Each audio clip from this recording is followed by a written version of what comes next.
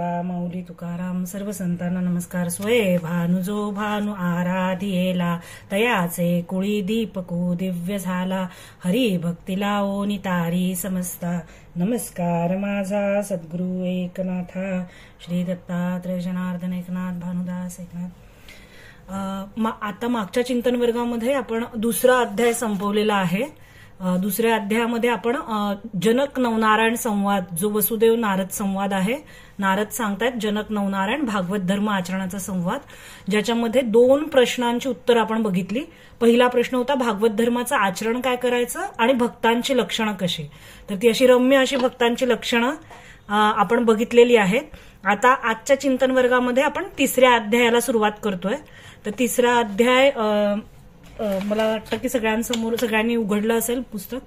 तिसऱ्या अध्यायामध्ये पहिली ओवी आहे की नाथ महाराज पहिल्यांदा गुरुचरणांना, गुरूंची अनन्य भक्ती असणारे नाथ महाराज पहिल्यांदा सद्गुरूंना वंदन करतात. श्री गणेशायन महा, श्री कृष्णायन महा, ओम नमोजी गुरुराया म्हणून सद्भावे लागे पाया, तव मी पण गेले वाया घेऊन या तू पण. हे सद्गुरु राया, तुला नमस्कार आहे.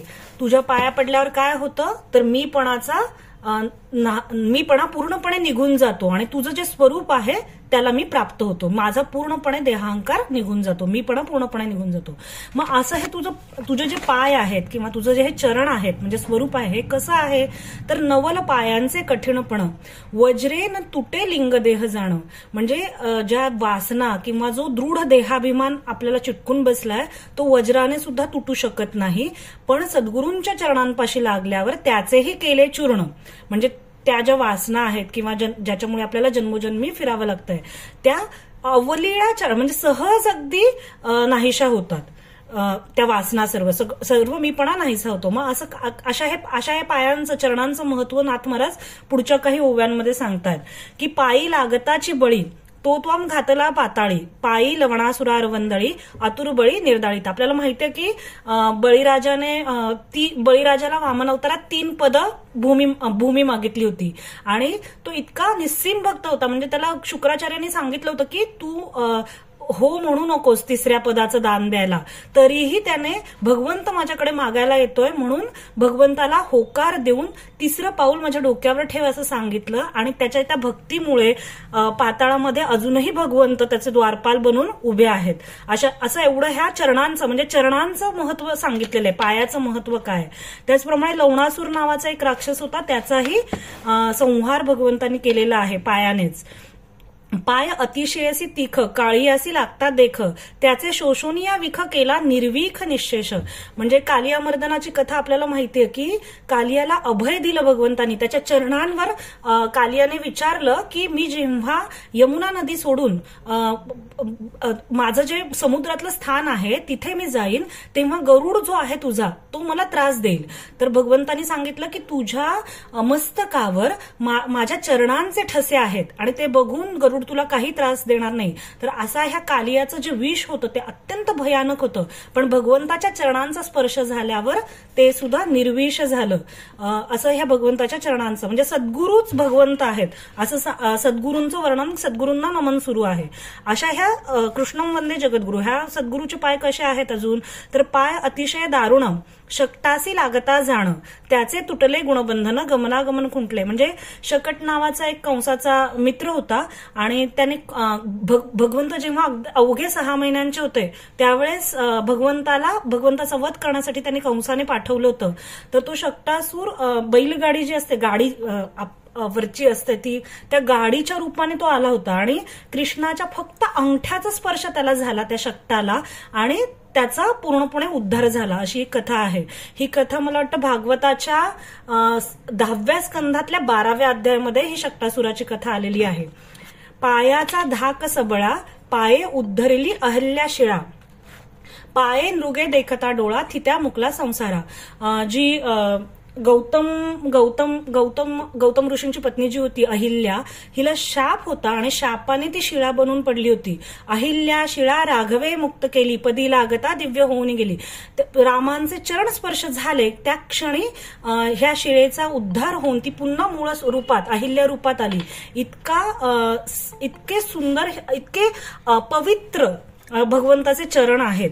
आणि नृग मला वाटतं महाभारताच्या अनुशासन पर्वामध्ये साधारण अध्याय क्रमांकात आठवत नाही, 70 वगैरे असेल, तर एक कथा आलेली आहे. त्याच्यामध्ये काय की एक राजा असतो, अधिक महिना त्याने ब्राह्मणाला दान दिलेली असते गाय, आणि ती गाय चुकून पुन्हा त्याच्याच कळपात येते त्या राजाच्या, आणि राजाला ही गोष्ट कळत नाही की दान दिलेली गाय परत आपल्याच ठिकाणी आली आहे, आणि परत दुसऱ्या दिवशी त्याला जे दान द्यायचं असतं गोदान, त्याच्यामध्ये पुन्हा तीच गाय तो दान देतो.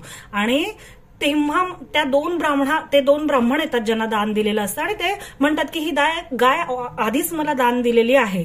आणि मग एक ब्राह्मण त्याला शाप देतो त्या राजाला की तू सरडा होऊन पडशील. आणि इतकं पुण्य असतं त्याचं की त्याला त्या सरड्याच्या रूपात सुद्धा श्रीकृष्णाच्या चरणांचं चरण स्पर्श होताच त्याचा उद्धार होतो, म्हणजे तो मुक्त होतो. तो राजा नृग नावाचा, पाय नृगे देखता डोळा थित्या मुकला संसार, अशी कथा महाभारताच्या अनुशासन पर्वामध्ये आलेली आहे. अशा प्रकारे सद्गुरूंच्या चरणांचं महत्व नाथ महाराजांनी इथं वर्णन केलंय. आणि ओवी क्रमांक 14 मध्ये ते म्हणतात की माझे नामरूप आघवे एक, तेही जनार्दनू झाला देख, ऐसे एकपणाचे कौतुक आत्यंतिक श्री जनार्दना. म्हणजे माझं नाव आणि रूप आता सर्व काही जनार्दनच झालं आहे, असं जनार्दन स्वामींच्या ऐक्याचं खूप मोठं विलक्षण कौतुक आहे. त्यामुळे ते स्वतःच कवी आणि ग्रंथकर्ता होऊन माझ्याकडून आत्मज्ञानाने युक्त असा हा ग्रंथ ते लिहितायत, पण ते माझ्या नावाने लिहितात, असं नाथ महाराज सद्गुरूंची स्तुती. मॅडम हे चाललेलं माऊली हा अध्याय कितवा? अध्याय 3 सुरू आहे. 3 आणि आता ओवी क्रमांक 14 चालली आहे. मधलं पहिलं ओवी क्रमांक 14 पहिल्या 5-6 ओव्या झाल्या, तर 14वी ओवी सांगितली. अशा प्रकारे पहिल्या तुम्ही दोन्ही याच्यावर ही पाठवली होती ना, त्यामुळे माझा गोंधळ झाला. लिंक डबल आल्यामुळे त्यांचा गोंधळ झाला. लिंक म्हटलं दोन्ही याच्यावर पाठवली होती तुम्ही. मी एका ह्याच्यावरच लिंक पाठवली होती. ठीक आहे, बरोबर आहे. ते अगोदर एक दुसरी लिंक होती त्याच्यामुळे त्यांचा गोंधळ झाला. हा ठीक आहे, काही हरकत नाही. आपण दुसरा अध्याय मागच्या चिंतन वर्गामध्ये संपवलेला आहे. 3ऱ्या अध्यायाची सुरुवात केलेली आहे. 3ऱ्या अध्यायामध्ये सुरुवातीच्या काही ओव्या आपण बघितल्या, ज्याच्यामध्ये नाथ महाराज सद्गुरूंच्या चरणस्पर्शाचं त्यांना नमन करतायत आणि त्याच्याबद्दल त्यांची महती, त्यांच्या चरण स्पर्शाने काय काय झालंय त्यांच्या वेगवेगळ्या रूपांमध्ये, कधी कृष्ण अवतारात, कधी राम अवतारात, असे गुरु रूप जेव्हा वेगवेगळ्या अवतारांमध्ये आले तेव्हा त्याच्या चरण स्पर्शाचं काय महत्व आहे हे नाथ महाराज सांगतात. आणि ते म्हणतात 14व्या ओवीमध्ये की माझं नाव आणि रूप हा जनार्दनच झालेला आहे आणि ते स्वतःच ग्रंथ करते आहेत, पण माझ्या नावाने ग्रंथ करत आहेत, असं ते ओवी क्रमांक 14 मध्ये म्हणतात. आता ओवी क्रमांक 16 आणि ओवी क्रमांक 17 ह्याच्यामध्ये तेथे द्वितीय अध्यायाचे अंती दुस्तर माया उत्तम भक्ती निर्सोनिया भजन स्थिती भगवत प्राप्ती पावले. म्हणजे दुसऱ्या अध्यायाच्या शेवटी आपण बघितलं की उत्तम भक्त दुस्तर मायाचं उल्लंघन करतात आणि भजन करून भगवंताशी रममाण होतात, एकरूप होतात, भगवंतावर प्रेम करतात. आपण ह्या प्रेमळ भक्तांची लक्षणं दुसऱ्या अध्यायाच्या शेवटी बघितली. मग राजाला फार उत्सुकता निर्माण झाली की कैशी दुस्तर हरीची माया पुसावया सादरता झाली राया अत्यादरे करुनिया म्हणे मुनिवर्या अवधारी. ओवी क्रमांक 17. मग राजाला उत्सुक झाला की ही हरीची माया म्हणजे काय आहे नक्की. तर ओवी क्रमांक 18 तृतीय अध्यायी निरूपण राजा करील 4 प्रश्न माया आणि तिचे तरण ब्रह्म ते कोण कर्म ते कैसे. तेची प्रथम मायेचा प्रश्न राये पुशीला आपण तेची अर्थीचे निरूपण मायेचे लक्षण बोले राजा. म्हणजे आता ह्या दुसऱ्या अध्यायामध्ये आपण 2 प्रश्न बघितले, भागवत धर्माचं आचरण आणि भक्तांची लक्षणं. 3ऱ्या अध्यायामध्ये राजा माया तिचं उल्लंघन कसं करतात, ब्रह्म कशाला म्हणायचं, कर्म म्हणजे भक्तीतील कर्माचं लक्षण काय आहे, असे 4 प्रश्न राजा 3ऱ्या अध्यायामध्ये विचारणार आहे. आणि आता राजाने पहिल्या प्रश्नाला सुरुवात केलेली आहे, तो मायेविषयी प्रश्न विचारतोय. राजा म्हणतोय की हे मुनिवर्या, मोठ्या मोठ्या मायावांनाही म्हणजे ब्रह्मापासून मशकापर्यंत मोहमाई पडले गर्त, अगदी मोठ्या त्यांना सुद्धा जी मोहित करते अशी ही भगवंताची जी माया आहे ती मला जाणून घ्यायची, कशाला म्हणायचं माया. आणि ओवी क्रमांक 24 राजा म्हणतो मुनिवर्यांना की तुम्हाला असं वाटेल, म्हणाल दुर्धर मायेची बाधकता ते बाधू न शके अनन्य भक्ता, तू आही भजावे भगवंता मिथ्या मायेची कथा का पुसशील.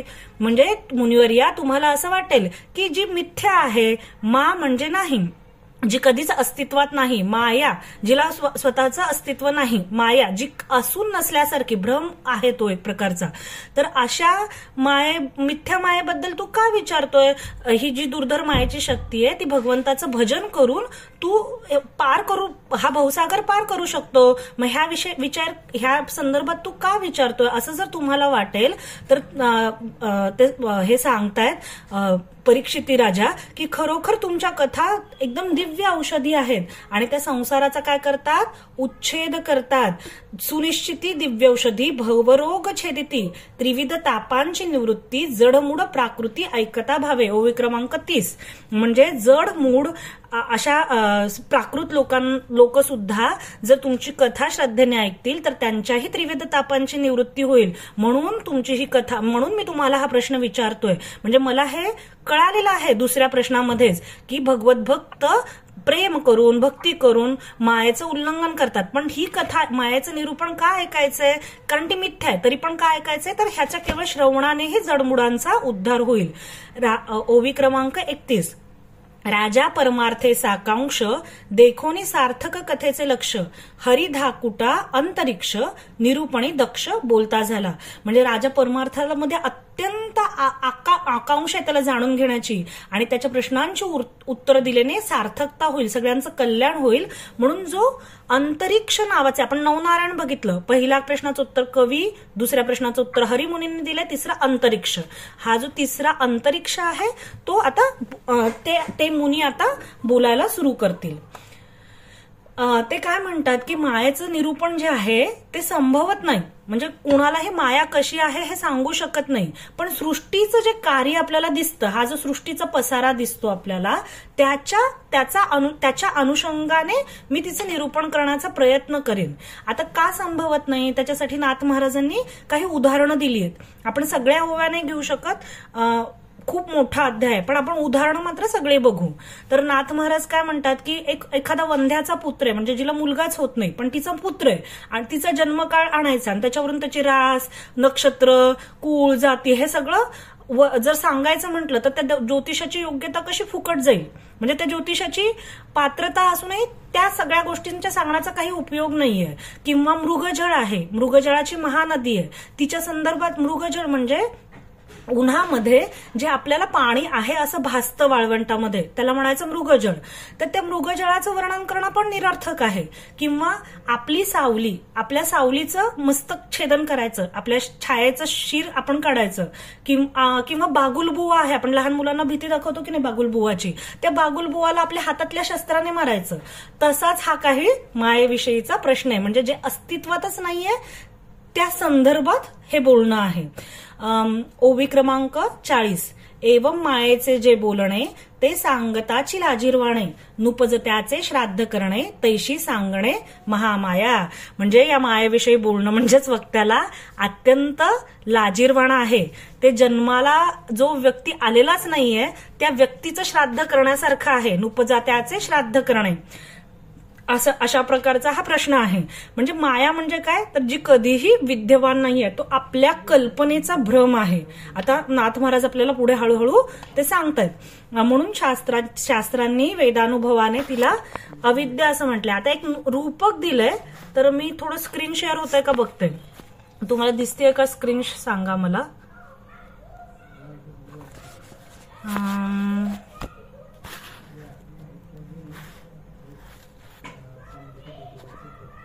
तुम्हाला हे दिसतंय का? हो दिसतंय. हा. तर हे ना ऍक्च्युली नाथ महाराजांनी एक रूपक दिले पुढच्या काही ओव्यांमध्ये. तर त्या ओव्या वाचण्यापेक्षा हे रूपक समजून घेतलं तरी कळेल आपल्याला. म्हणजे नाथ महाराज काय म्हणतात की आपल्या मनामध्ये जी इच्छा निर्माण होते तिला माया म्हणायचं. म्हणजे जे आपलं मन कल्पना करते वेगवेगळ्याचे संकल्प विकल्प, तिला म्हणायचं माया. मग ही माया कशी निर्माण होते, तर आपल्याला आपल्या प्रकृतीमध्ये जे सत्व रज तम हे जे गुण आहेत, ह्या गुणांच्या आधाराने ह्या इच्छा निर्माण होतात. म्हणून तिथं त्रिगुणाचं घर दाखवलंय. आणि तिचं भोजन काय आहे असं नाथ महाराज म्हणतात, तर आपला जो अहंकार आहे ह्या प्रकृती कर्म करतं गुणांच्या हिशोबाने. आपण खूप वेळेस हा सिद्धांत बघितला की कशी ही सृष्टी निर्माण झाली आणि कसे प्रकृतीचे गुण आहेत रजतमसत्व. पण त्याला जर काही मदत करत असेल तर ते मदत करणारं म्हणजे देहात्मबुद्धी. म्हणजे आपला जो अहंकार आहे ना, तो अहंकार, ह्या अहंकाराने हे त्रिगुणांचं घर आणखी पुष्ट होत जातं. भोजन म्हणजे त्या अहंकारामुळे हे सत्व रजतम ह्यांचं जे घर आहे, ह्या कल्पना आहेत, ह्या ज्या इच्छा आहेत त्या वाढत जातात. मग ह्या इच्छांपासून काय होतं, सत्य असत्य ज्या वासना आहेत त्याच्यापासून मुलं निर्माण झालीत असं नाथ महाराज म्हणतात. तर ममता नावाची मुलगी आहे. ममता म्हणजे आपलं मोह माया ज्याला आपण म्हणतो मोह. ममता म्हणजे आपल्याला प्रेम एखाद्याबद्दल, आसक्ती निर्माण होणं. अहंकार हा मुलगा म्हटलंय. आणि ह्या ममतेचं लग्न दाखवलंय मोह नावाच्या ह्याच्या बरोबर, आणि त्याला घर जावंय. अशा प्रकारचं रूपक नाथ महाराजांनी पुढच्या काही ओव्यांमध्ये वापरलेलं आहे. आणि नाथ महाराज काय सांगतात की म्हणजे शुद्ध ब्रह्म अशी ही माया जी आहे ती मिथ्या आहे, ती केवळ आपल्या इच्छेमुळे निर्माण झालेली आहे. आणि आपल्या मूळ जे ब्रह्म आहे, जे शुद्ध स्वरूप आहे, त्याच्यामध्ये कुठलाही संकल्प नाहीये. पण आपल्या इच्छांमुळे, आपल्या कल्पनांमुळे आपल्याला हा सृष्टीचा संसार, आपल्या वासना वाढल्यामुळे आपला जन्ममरणाचा पसारा वाढलाय आणि त्याच्यामुळे आपल्याला हा संसार अस्तित्वात प्रतीतीला येतो. पण मुळात हा सगळा भ्रम आहे. हिला माया असं म्हटलेलं आहे. आता मला वाटतं हे लक्षात आलं असेल. हे रूपक पुढच्या 65 वगैरे ओव्यांपर्यंत नाथ महाराजांनी सांगितलेलं आहे समजावून. त्याच्यानंतर ओवी क्रमांक 66, माया पाहो जाता हर्षे, सज्ञानही झाले पिसे, नाव रूपांची आभडसे, कल्पना वशे माया वाढे. म्हणजे नाथ महाराज सांगतात की मायेला पाहू, आपण जर मायेचा विचार करायला गेलो, तिला बघायला गेलो, तर सज्ञानी जे लोक आहेत, जी ज्ञानियांच्याही चित्तात ते आकर्षण, मोहा कारणे अर्पितसे जाण, बलादा कृष्य मोहाय महामाया प्रयच्छती. म्हणजे बळे करून जी ज्ञानियांच्या चित्तांना सुद्धा आकर्षित करते ती हरीची मोहमाया आहे. त्यामुळे ज्ञानी लोक सुद्धा ह्या मायेचा विचार करू गेले असता वेडे झालेत. कारण नामरूपांच्या ज्या कल्पना आहेत, थोडंसं वेदांताचं आहे. आतापर्यंत जे होतं ते खूप म्हणजे आपण दैनंदिन आयुष्यात जे अनुभवत होतो ते होतं. थोडंसं कठीण जात असेल तुम्हाला तर सांगा, आपण आणखी बघू, प्रयत्न करू सोपं करण्याचा. पण जे नामरूप आहे, म्हणजे जो आपल्या कल्पना कशा असतात की मी स्वप्न आली, मग माझा हा मुलगा, माझा जे नाम आणि रूप आपल्याला आजूबाजूला जे दिसतंय ते सगळं मायेचं स्वरूप आहे. नामरूपांची या भडसे कल्पना आणि आपल्या स्वतःच्या कल्पना, त्याच्यामुळे मायेचा हा पसारा वाढत जातो. मग ओवी क्रमांक 67, मायेचे मुख्य लक्षण, राया तुझं मी सांगेन खुण, आपली कल्पना संपूर्ण, ते माया जाणं नृपवर्या. म्हणजे जो आपण विचार करतो, जो आपण जी भावना आपल्याला निर्माण होते आतमध्ये, हे संपूर्णपणे त्या कल्पनेच्या, त्या विचार संकल्पामुळेच आहे. आणि ती कल्पना जी आहे तीच माया आहे असं ओवी क्रमांक 67 मध्ये नाथ महाराजांनी सांगितलंय. निज हृदयीची निज आशा, तेची माया गा मुख्य क्षितिशा, जो सर्वथा नित्य निराशा, तो पूज्य जगदीशा पूर्णत्वे. म्हणजे मनातली जी इच्छा आहे, आशा आहे, हीच माया आहे. म्हणून वैराग्य, ज्ञानप्राप्तीसाठी वैराग्य हे एकदम प्राथमिक सांगितलंय. का तर आपण प्रथम स्कंदाच्या दुसऱ्या श्लोकात पण बघितलं होतं की मोक्षापर्यंतच्या सर्व इच्छा ज्याने नाहीशा केल्या त्यालाच भगवत प्राप्ती तत्काळ होते. मग इच्छा, आशा ही परमम दुःखम, नैराश्यम परमम सुखम. आशेपाशी असे दुःख, आशेपाशी असे, म्हणजे जिथे जिथे आशा आहे तिथं कल्पना आहे. कल्पना आली की माया वाढली, त्रिगुणांच्या बंधामध्ये मनुष्य सापडला. त्यामुळे जो निरीच्छ असतो, ज्याला कुठलाही, म्हणजे कुठल्याही भोग्य वस्तूंचा, म्हणजे ना घराचा त्याग करायचा आहे, ना घरातल्या आजूबाजूच्या लोकांचा त्याग करायचा, वस्तूंचा त्याग नाहीये, आपल्या मनातल्या इच्छांचा, आशांचा त्याग. मग ही जी आशा का त्याग करायचा आहे, कारण ही आशा किंवा ह्या इच्छा आहेत, हीच मुख्य माया आहे. आणि अशा प्रकारे जो सदा निरीच्छ असतो तोच भगवंताला सुद्धा तो पूज्य असतो. आता काही एक तुझ्या प्रश्नी माया सांगो उपलक्षणी सर्ग स्थित्यंत कारणी त्रिविध गुणे विभागे. आता तू जर मला प्रश्न विचारलायस ना, तर मी तुला म्हटलं की मायेचं निरूपण करता येत नाही राजा, पण जरी मायाचं निरूपण करता नाही आलं तरी आपण सृष्टीचं कार्य काय आहे, इथं आपल्याला दिसतं की उत्पत्ती होतात जीवांच्या, 84 लक्ष कोटी योनी जीवांच्या, स्थिती होतात, त्यांचा संभाळ होतो आणि त्यांचा लयही होतो, प्रलय. म्हणजे सृष्टीचं कार्य काय, तर उत्पत्ती, स्थिती आणि लय ह्या कार्यांच्या माध्यमातून आपण ह्या मायेचं निरूपण करू शकतो. आता पहिल्यांदा आपण उत्पत्तीचं लक्षण बघू. ठीक आहे, उत्पत्तीचं लक्षण म्हणजे ही सृष्टी कशी निर्माण झाली, तर स्वरूप ओवी क्रमांक 72, स्वरूप निर्विकल्प पूर्ण तेथ मी म्हणावया म्हणते कोण, ऐसेही ठाईस पुरे मी पण ते मुख्यत्वे जाण मूळ माया. आत्मस्वरूप हे कसं आहे, अनंत, आनंद, निर्गुण, निराकार, अद्वय, निरामय असं आत्मस्वरूप आहे. तिथं कुठल्याही प्रकारची कल्पना नाहीये, तिथं कुठल्याही प्रकारचा विकल्प नाहीये, निर्विकल्प असं स्वरूप आहे.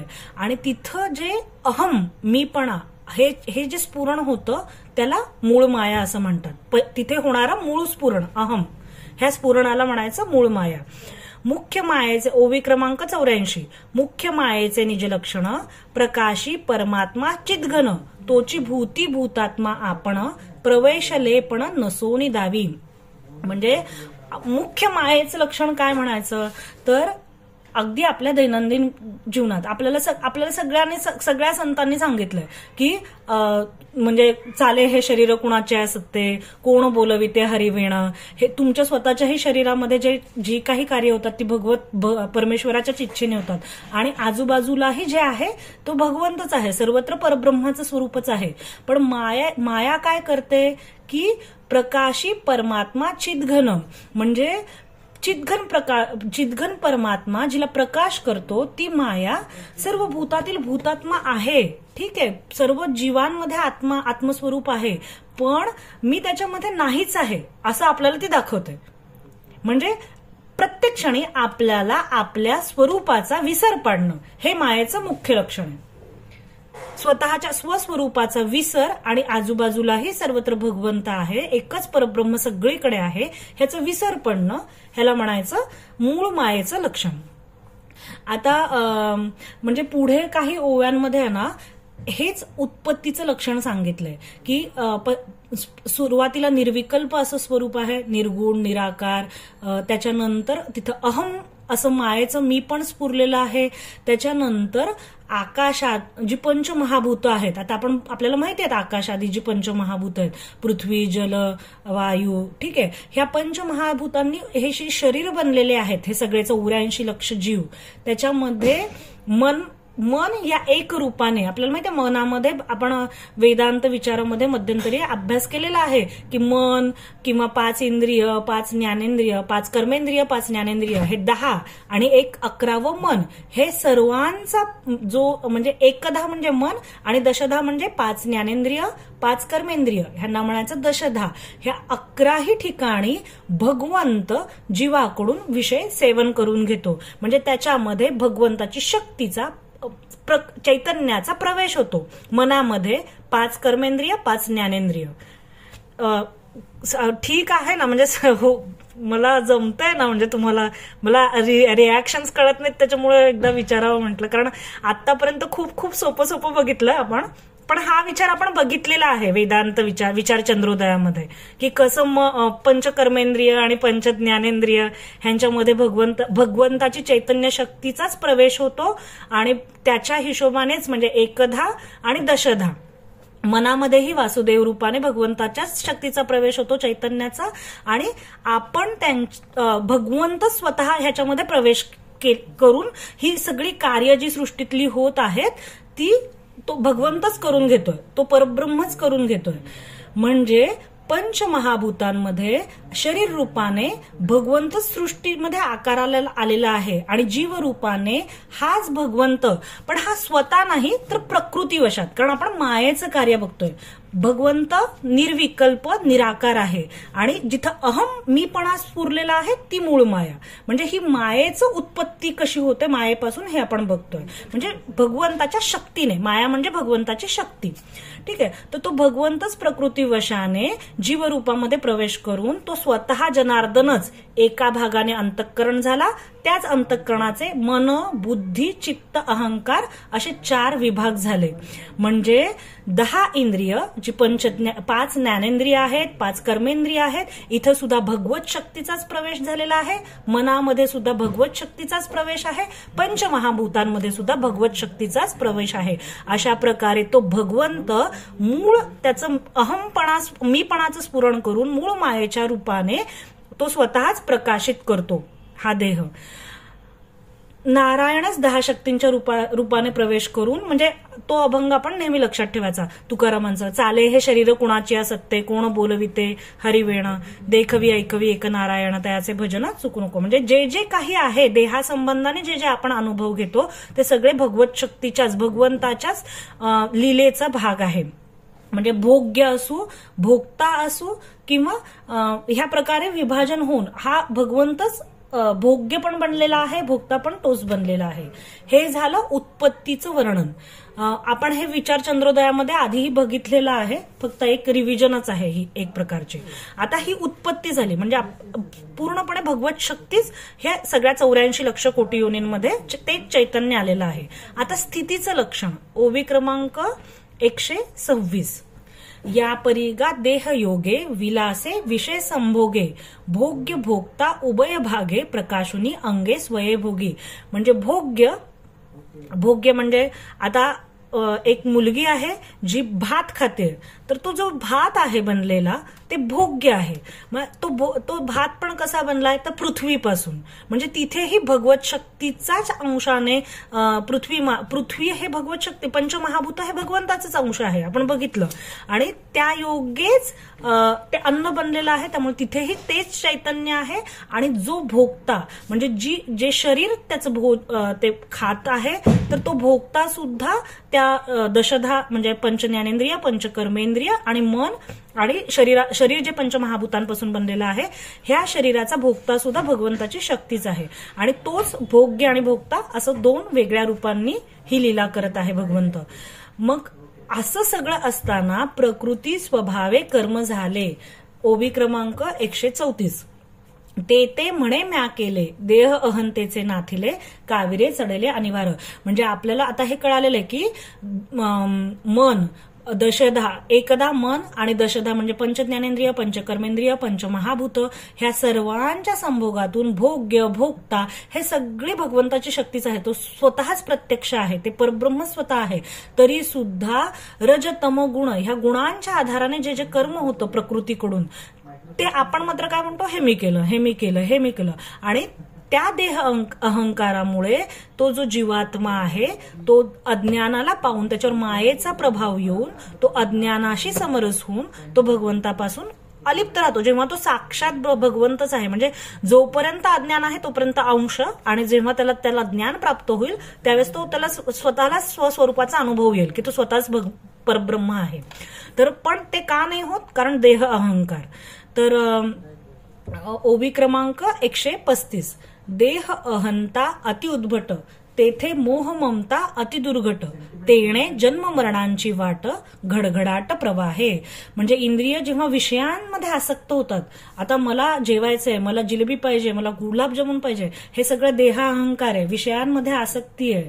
ठीक आहे. त्यामुळे काय होतं, देहाभिमान वाढतो आणि ही स्फूर्ती जी आहे की भोग्य वस्तू सुद्धा परब्रह्माचं स्वरूप आहे आणि भोगता हेही परब्रह्माचं स्वरूप आहे. ही जी मूळ स्फूर्ती आहे ही पूर्णपणे नाहीशी होते आणि मीच परमात्मा आहे ह्या स्वरूपाचं भान तो देह विसरून जातो. म्हणजे तो आतमधला जीवात्मा विसरून जातो आणि त्याच्यामुळे मोह वाढतो, ममता वाढते, कल्पना वाढतात, त्याच्या स्वतःच्या देहबुद्धीमुळे प्रकृतीच्या स्वभावाने जे जे कर्म करतो ते तो सगळं मी केलं असं म्हणतो. आणि ह्या अहंकारामुळे जन्ममरणाच्या प्रवाहामध्ये हा जीव अनेक 84 लक्ष कोटी योनींमध्ये सतत फिरत राहतो. आणि कसा फिरतो तर नाथ महाराजांनी खूप सुंदर उदाहरण दिलंय त्याचं. ओवी क्रमांक 140. डोळे बांधोनी जुंपिला घाणा, तेलियाचा ढोरू जाणा, करकरी तू परिभ्रमणा, अविश्रम जाणा भोत असे. इतका तो बैल, इतक्या तेल घाण्याचा बैल म्हणतात त्याला, ते तेल काढण्यासाठी त्याला असं जुंपलेलं असतं आणि तो पूर्ण सतत म्हणजे पूर्ण त्याला परिश्रम आहेत, खूप श्रम आहेत, खूप थकलेला आहे, तर तो अगदी जबरदस्तीने तो घाणा फिरत फिरत आणि गोल गोल फिरतो. ठीक आहे. त्यामुळे त्याप्रमाणे तो जो बैल आहे त्याला जसे डोळे बांधलेत आणि तो परिभ्रमणा करतोय भरपूर परिश्रम घेऊन, तशी आपली अवस्था आहे. कारण आपण स्वतःच्या स्वरूपाला विसरून गेलेलो आहोत. आणि तेच ओवी क्रमांक 141 मध्ये सांगितलंय. तेवी आपले डोळे कशाने बांधले? तेवी बांधोने ज्ञानाचे डोळे, भोगू जाता निज कर्म फळे, तव जन्म मरणांचे सोहळे, भोगी आगळे अनिवार्य. त्याप्रमाणे ज्ञानाची डोळे, जी ज्ञानदृष्टी आपल्याला हवी ती आपण न उघडल्यामुळे, आपले डोळे बंदिस्त असल्यामुळे आपण जे कर्म करतोय ते मी केलंय असं म्हणतो. आधीच्या केलेले कर्माचे म्हणजे जे आधीची कर्म सुद्धा प्रकृतीनेच केलेली आहेत, पण देहा अहंकारामुळे त्याचं फळ आपल्याला भोगावं लागतंय. आणि त्यामुळे हे जन्म मरणाचं जे चक्र आहे जे आपल्या बाबतीत सुरू आहे ते अविरत सुरू राहतं. कशामुळे? तर ज्ञानदृष्टी नसल्यामुळे. म्हणजे अगदी त्या तेलाच्या घाण्याला जसा बैल जुंपलाय त्याप्रमाणे आपली अवस्था आहे. अशा प्रकारे उत्पत्ती आणि स्थिती. ओवी क्रमांक 149.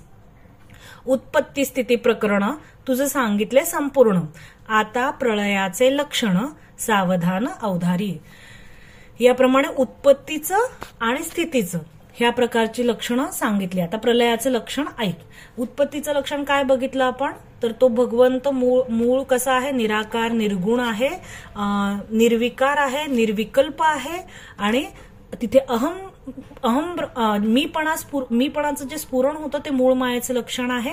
आणि त्याच्यापासून पंचमहाभूत, पंचज्ञानेंद्रिय, पंचकर्मेंद्रिय आणि मन अशा प्रकारे ती भगवत शक्ती सर्वत्र संचार करते हे आपण बघितलं. एकधा म्हणजे मन, दशधा म्हणजे पंचज्ञानेंद्रिय, पंचकर्मेंद्रिय. आणि हे झालं उत्पत्तीचं लक्षण. स्थितीचं लक्षण काय बघितलं?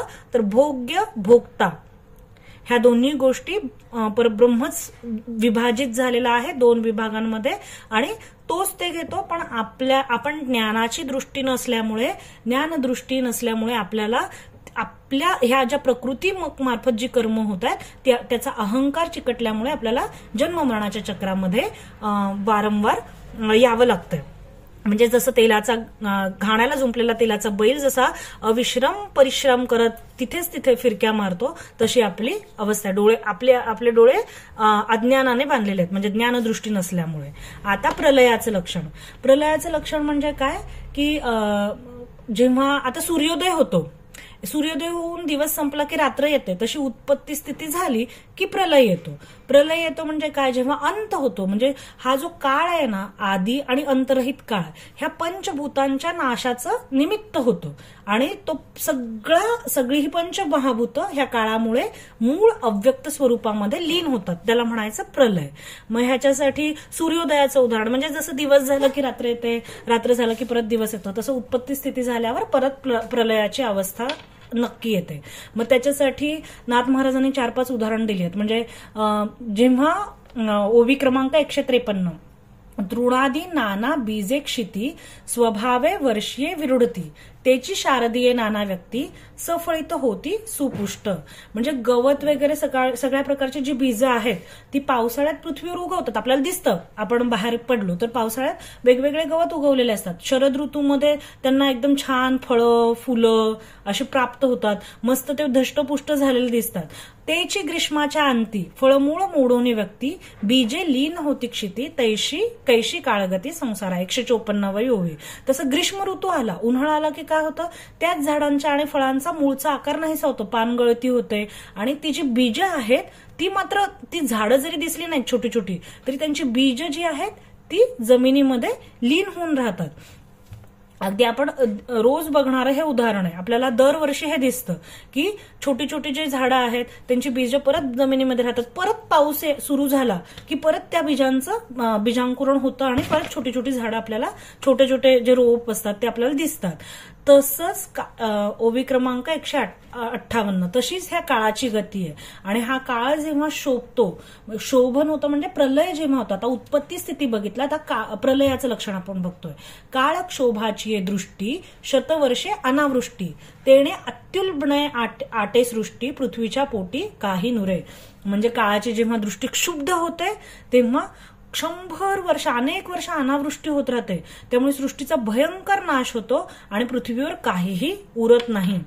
म्हणजे भूलोकी 100 वर्ष पाऊस कधी कधी पाऊस नाही पडत. नाथ महाराज पुढच्या काही ओव्यांमध्ये असं वर्णन करून सांगतात की कधी कधी पाऊस नाही पडत की मग सूर्याची उष्णता वाढू शकते. मग त्या उष्णतेमुळे सुद्धा त्रैलोक्याचं ज्याला आपण ग्लोबल हिट ग्लोबल वॉर्मिंग वगैरे म्हणतो ना, त्या प्रकारे उष्णता अतिशय वाढून त्या उष्णतेने सुद्धा त्रैलोक्य जळू शकतं. किंवा प्रलय करता प्रचंड वृष्टी म्हणजे प्रचंड प्रमाणात पावसाची वृष्टी होते. त्यामुळे सर्वत्र पाणीच पाणी होतं आणि सृष्टी त्याच्यामध्ये लीन होते. अशा प्रकारे पंचमहाभूतांचा क्षोभ होऊन ही सृष्टी लीन होते त्याच्यामध्ये. आणि पण ही सृष्टी लीन होते म्हणजे सर्व जीव मुक्त होतात असं नाही. तर ज्याप्रमाणे ते उदाहरण लक्षात ठेवायचं, ज्याप्रमाणे त्यांच्या वासनांची बीज असतात, ज्याप्रमाणे छोट्या छोट्या रोपांची बीज पृथ्वीमध्ये जमिनीमध्ये असतात आणि परत पावसाळा आला की ते बीजांकुर होतं, तसं तसं ज्या त्या जीवात्म्याने देहाहंकाराने घेतलेल्या स्वतःवर मीपणा घेतलेले कर्म ह्यानुसार जी वासनांची बीजे असतात ती फक्त अव्यक्तात लीन होतात, पण परत सृष्टीची निर्मिती होते. हे चक्र नेहमी सुरू राहतं. आता त्यामुळे ओवी क्रमांक 119 हे सतत सुरू राहणारं चक्र आहे. त्यामुळे आता हे सांगतायत, अंतरिक्ष सांगतायत की ओवी क्रमांक 179 झाली या ब्रह्मसदन प्राप्ती न करिता भगवत भक्ती अतिशय दुर्लभ मुक्ती भक्तिपाशी मुक्ती दासी जैशी. म्हणजे ह्या कर्माचा जो व्याप आहे, आता हे जे चक्र चाललंय हे सगळं कर्माचं चक्र चाललेलं आहे. हे कर्मांमुळे आपल्याला केले कर्म झाले त्याची भोग आले, कर्मामुळे आपल्याला जन्ममरणाचं त्या कर्माचा अहंकार पण आपण घेतल्यामुळे आपल्याला जन्ममरण सुरू आहे चक्र. तर ह्या कर्मामुळे जर खूप चांगली कर्म केली आणि एखाद्याला ब्रह्मलोकाची जरी प्राप्ती झाली, सपोज एखाद्याने खूप म्हणजे असं लिहिलेलं आहे ज्ञानेश्वरीमध्ये सुद्धा की 100 वर्ष हे ब्रह्मयज्ञ केला की त्याला ब्रह्मलोकाची प्राप्ती होते. मग अशी उत्तम कर्म जरी झाली आणि ब्रह्मलोकाची जरी प्राप्ती झाली तरी हे लक्षात आलं पाहिजे की तो ब्रह्मलोक सुद्धा प्रलयामध्ये अव्यक्तामध्ये लीन होणार आहे. त्यामुळे जर भगवत भक्ती केली नाही तर ब्रह्मलोकाची जरी प्राप्ती झाली तरी त्याचा नाशच आहे एका काळानंतर. मुक्ती अतिशय दुर्लभ आहे. मुक्ती ही फक्त भक्तीपाशीच आहे, भक्तीचीच दासी आहे. 180 न करिता भगवत भजन ब्रह्मासीही मुक्ती नव्हे जाण मा इतरांचा ज्ञानाभिमान पुसे कोण परमार्थी. म्हणजे जर भगवत भजन केलं नाही तर जो ब्रह्म आहे, ब्रह्मदेव, त्याला सुद्धा हिरण्यगर्भ ज्याला म्हणतात, त्या हिरण्यगर्भाला सुद्धा मुक्ती मिळू शकणार नाही जर त्याने भगवंताचं भजन सोडलं. भगवंताच्या भजनामुळेच आपण बघितलं भागवत कसं निर्माण झालं. त्याने ब्रह्मदेवाने तपस्या केली, तप असा आवाज आला, नारायणांनी त्याला प्रेरणा दिली तप करण्याची आणि आदिनारायणाने दिलेल्या प्रेरणेमुळे ब्रह्मदेवाने तप केलं आणि त्याच्यानंतर त्यांना चतुश्लोकी भागवत आपण तो सगळा इतिहास बघितलेला आहे. तर अशा प्रकारे जर भगवत भजन सोडलं तर त्या हिरण्यगर्भालाही मुक्ती मिळणं शक्य नाही.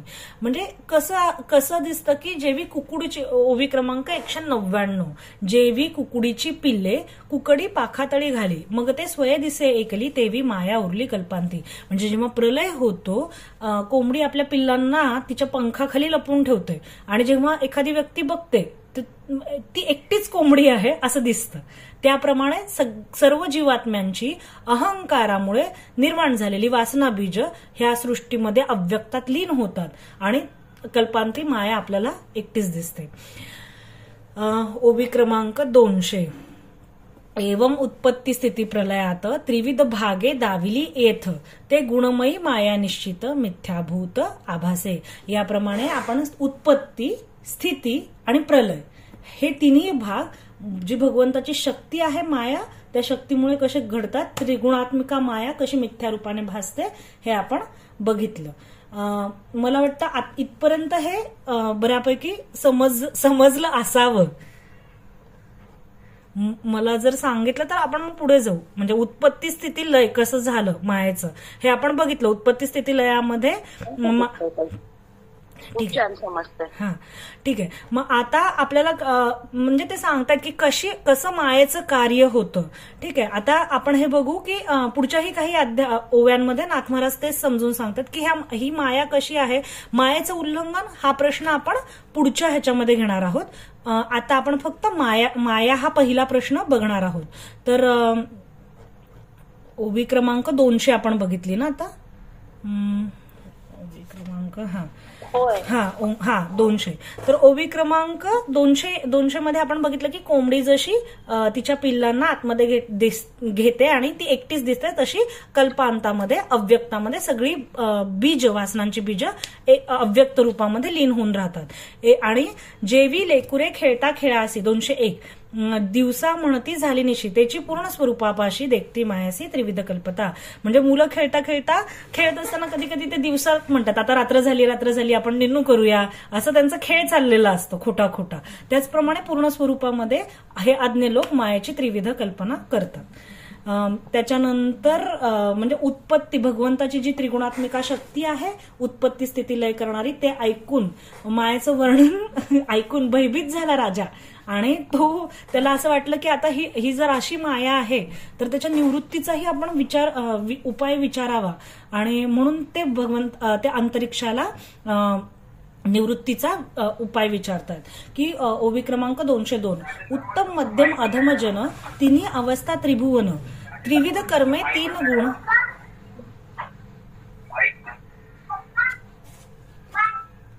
त्रिविध कर्मे 3 गुण हे जाण विंदान मायेचे. म्हणजे उत्तम मध्यम अधम असे 3 प्रकारचे लोक जागृती स्वप्न सुषुप्ती या 3 अवस्था भूलोक स्वर्गलोक पाताळ लोक हे त्रिभुवन 3 अवस्था सांगितल्या जागृती स्वप्न सुषुप्ती 3 अवस्था त्रिभुवन म्हणजे भूलोक स्वर्गलोक पाताळ लोक. आणि त्रिविध कर्मे 3 गुण त्रिविध कर्मे कुठली आहेत तर संचित क्रियमाण प्रारब्ध 3 गुण कुठले आहेत तर सत्व रजतम हे 3 गुण. हा सगळा पसारा मायेच्या मध्येच येतो. ह्याच्यामध्ये आता नाथ महाराज सांगतात की म्हणजे काय काय मायेच्या मध्ये येतं तर आपण ज्या त्रिपुटीच्या कल्पना करतो ध्येय ध्याता ध्यान म्हणजे मी कुणाचं तरी एक मुलगी आहे जी एकाचं ध्यान करते दत्तगुरूंचं ध्यान करते तर ती मुलगी झाली ध्येय झाले दत्तगुरू ध्याता झाला ती मुलगी आणि जी प्रक्रिया आहे तिला ध्यान म्हणायचं. अशा सगळ्या त्रिपुटी आहेत. तर ह्या सगळ्या ज्या त्रिपुटी आहेत पूज्य पूजक पूजन ज्ञेय ज्ञाता ज्ञान हे सगळं मायेचं कार्य आहे. म्हणजे दृश्य द्रष्टा दर्शन कर्म करता क्रिया भोग्य भोगता भोजन ही आता आपण बघितली भोग्य भोगता भोजन ही सगळी मायेचे कार्य आहेत. आणि त्याचप्रमाणे जे आपण विषय ग्रहण करतो म्हणजे शब्द श्रोता श्रवण ग्रेय घ्राता घ्राण रस रसना रसस्वादन कर क्रिया करता म्हणजे आपण बघितलं पंचज्ञानेंद्रिय पंचकर्मेंद्रिय तर ह्या सगळ्यांच्या संदर्भात ज्या त्रिपुटी आहेत ते सगळ्या मायेचं कार्य आहे. आणि उत्पत्ती स्थिती निधन ही लक्षणे संपूर्ण माया विलसे 290 ओवी म्हणजे देह देही देहाभिमान सुख दुःख जडत्व हे सर्व ह्या लक्षणांनी मायेचा विकास होतो. तर कशा प्रकारे विकास होतो ओवी क्रमांक 210 आकाशात सगळ्या ठिकाणी आपल्याला निळा रंग दिसतो की नाही पण प्रमाणाने विचार करायला गेलं तर खरा निळा रंग तिथं अस्तित्वात नसतो. तसं आत्मस्वरूपामध्ये हा मायेचा आभास आहे. आणि किंवा मृगजळाचं उदाहरण ओवी क्रमांक 211 जेवी प्रत्यक्ष दिसे मृगजळ पण परी ते निधानाची केवळ तेवी स्वरूपी माया प्रबळ मुळी निर्मूळ आभासे. म्हणजे आपण मृगजळ म्हटलं की सूर्यप्रकाशाच्या किरणांमुळे वाळवंटामध्ये वृक्ष अशा ठिकाणी पाणी असण्याचा आभास होतो पण ते प्रत्यक्षात नसतं त्याचप्रमाणे ही माया कल्पनेमुळे अतिशय बलाढ्य असं दिसते. आणि तेच सिद्धांत पुन्हा सांगितलंय की ही कशामुळे वाढते, तर नामरूपाची आभडसे ब्रह्मादिक केले पिसे मिथ्या त्रिपुटी विन्यासे ज्या बांधिले दिसे त्रैलोक्य. नामरूपाच्या वेगवेगळे नाव रूप यांचे आकार ह्याच्यामुळे अगदी ब्रह्मादिकांना सुद्धा वेड लागलेला आहे, जे त्रैलोक्यामध्ये वेगवेगळे नाव रूप दिसतात. जैसी रूपासवे दिशे छाया नाशिता नातुडे नाशावया तेवी स्वरूपी मिथ्या माया अतिदुर्जया देवांसी. म्हणजे दिव्याबरोबर सावली दिसावी, पण जर आपण तिचा नाश करू म्हटलं तर ती आपण आपल्या हाताला लागत नाही. त्याचप्रमाणे मायेचा नाश करू म्हटलं तर ती मिथ्या आहे. आणि देवाधिकांना सुद्धा ती दुर्जय म्हणजे त्याच्यावर जय प्राप्त करता येत नाही या मायेमध्ये. ज्ञानीनामपि चेतांसी महामाया प्रयच्छती बलादाकृष्य मोहाय महामाया. म्हणजे अगदी जे ज्ञानी आहेत त्यांना सुद्धा तिचा नाश नाही करू शकत. सगळे ब्रह्मापासून मशकापर्यंत सगळे ह्या मायेमध्ये लीन आहेत. आणि ही वाढलीये कशामुळे, तर कल्पनेमुळे. ओवी क्रमांक 216. राया कल्पना वाढे जे ठाई तेची मायेचे दृढ मूळ पाही जो निर्विकल्प निज देही त्यासी माया नाही त्रिलोकी. म्हणजे ज्याने ठरवलंय की मला संकल्पच करायचा नाहीये कुठला किंवा विकल्पही करायचा नाहीये. मला वाटतं ज्ञानेश्वरीच्या 9व्या अध्यायामध्ये संकल्प सन्निपाते असा खूप सुंदर शब्द माऊलींनी वापरलाय. म्हणजे जेव्हा ते सांगतात ना की ऐश्वर्य योग कसा आहे माझा, मी सर्व भूतांमध्ये पण नाहीये आणि सर्व भूत पण माझ्यामध्ये स्थित नाहीयेत. हा ऐश्वर्य योग जेव्हा भगवंत अर्जुनाला सांगतात त्यावेळेस ते ऐश्वर्य योग सांगताना म्हणतात की मूलतः कल्पनेच्या पुढे जाऊन जर बघशील तर संपूर्ण एकच परब्रह्म आहे, सर्वत्र एकच परब्रह्म आहे. म्हणजे जो विस्तार दिसतोय तो केवळ कल्पनेमुळे दिसतोय. आणि खूप छान शब्द आहे तो, संकल्प सन्निपात आहे. सन्निपात म्हणजे ताप. ताप आल्यावर कसं माणूस वेगवेगळ्या प्रकारची बडबड करतो, आपण म्हणतो ना तापात बडबडतो काय, तसं ह्या कल्पनेच्या भरात हे सगळं पसारात दिसलेलं आहे. ओवी क्रमांक 217. कल्पिती कल्पना जे राया तेची जाण मुख्य माया आणिक रूपके सांगावया नातुडे माया निरूपणे. म्हणजे आपण जी कल्पना करतो तीच मुख्य माया आहे. आणि मला वाटत नाही की आता ह्यापेक्षा आणखी रूपक किंवा आणखी निरूपण किंवा आणखी दृष्टांत सांगायची गरज आहे. अशा प्रकारे त्याची त्रिविध मुख्य लक्षणे माया सांगितली विवंचनी. आता कोण्या अर्थीचे श्रवणी अत्यादरू मनिवर्ते राया. हे जनक राजा, मी तुला आता मायेचं त्रिविध लक्षणांनी वर्णन करून सांगितलेलं आहे. माया दुस्तर दारुण. अशा प्रकारे ही खूप दुस्तर आहे माया आणि ही कुणालाही तिच्यावर जय प्राप्त करता येत नाही. हे वर्णन ऐकून राजाला अत्यंत विस्मय झाला आणि राजा म्हणाला की आता राजा पुढे विचारेल की ह्या मायेला आपण कसं उल्लंघन करू देऊ. मग ह्या मायेने कुणाकुणाला थकवलंय त्याचं सगळं वर्णन पुढे नाथ महाराजांनी केलंय की अतिदुस्तर हरीची माया. ओवी क्रमांक 223. अतिदुस्तर हरीची माया ऐकून हसू आले राया लटकीच परी देहाभिमानाया बाधावया दृढ झाली. म्हणजे हरीची माया दुस्तर आहे पण ती कुणाला बद्ध करते, तर ज्याला अहंकार आहे, देहाभिमान आहे, त्याला ती बद्ध करते. माया दुस्तर शास्त्र प्रसिद्धी तेथे बाळे भोळे स्थूळ बुद्धी सुखे तर ती कोणे विधी तो सांगा त्रिशुद्धी उपाव. म्हणजे माया ही अशा प्रकारे अतिशय दुस्तर आहे पण जे स्थूल बुद्धी भोळे भाळे लोकही या मायेचं उल्लंघन करू शकतात किंवा ह्या मायेला तरून जाऊ शकतात. असा आता तुम्ही मला काहीतरी उपाय सांगा. म्हणजे कोणासाठी, तर ज्यासी वश्य नाही निजमन. आपण मला वाटतं 8व्या अध्यायामध्ये एकनाथी भागवतांच्या नाथ महाराज म्हणतात की आपण कसे आहोत म्हणजे संसारी लोक, तर अहोरात्र विषय भरडी. म्हणजे 10 मिनिट सुद्धा कल्पना केल्याशिवाय आपण थांबू शकत नाही. 10 मिनिट का 1 मिनिट सुद्धा आपण निर्विकल्प नाही राहू शकत. तर अहोरात्र विषय भरडी अशी आपली कल्पना आहे. मग ज्यासी वश्य नाही निज मनात म्हणजे ज्याचं स्वतःच्या मनावर बिलकुल नियंत्रण नाहीये आणि भवाब्दी तरावया भावपूर्ण किंवा ज्याची स्वतःची इच्छा पण नाहीये हा भवसागर तरुण जाण्याची. म्हणजे एकतर मनावर नियंत्रण नाहीये, मन तर सगळ्यात चंचल आहे, मनावर नियंत्रण नाहीये आणि स्वतःची इच्छा पण नाहीये. अशा ऐसे भोळे भाविक जन त्यासी माया तरण सुगम सांगा. पण तरी सुद्धा अशांना जर मायेपासून तरून जायचं असेल, ही मिथ्या अशी माया नदी जर तरून जायचं असेल तर काहीतरी उपाय सोपा सांगा. तर मागा कवी बोलला संकलिती तन्मया तो ओवी क्रमांक 226. तन्मयाय तो बुध अभजेती गुरु ब्रह्म अभेदस्तेती करता भक्ती माया तिरजे. आपण सगळ्यात पहिल्यांदा भक्तीचं जेव्हा लक्षण बघितलं ते भक्ती कशाला म्हणायचं ते बघितलं आणि ते साधावया भगवत भजन सद्गुरुचरण सेवावे तद्विद्या प्रणिपातेन परिप्रश्नेन सेवाया. सगळ्यात पहिल्यांदा बघितलं की ही माया तरणेचा जर काय उपाय असेल तर गुरु आणि ब्रह्म, गुरु साक्षात परब्रह्म तस्मै श्री गुरुवे नमः, गुरु हा परब्रह्म आहे असं समजून जो भक्ती करतो तो तत्क्षणी, कारण गुरु भक्ती ही ज्याला ज्ञानभक्ती शास्त्रामध्ये म्हणतात ती म्हणजे गुरुभक्ती.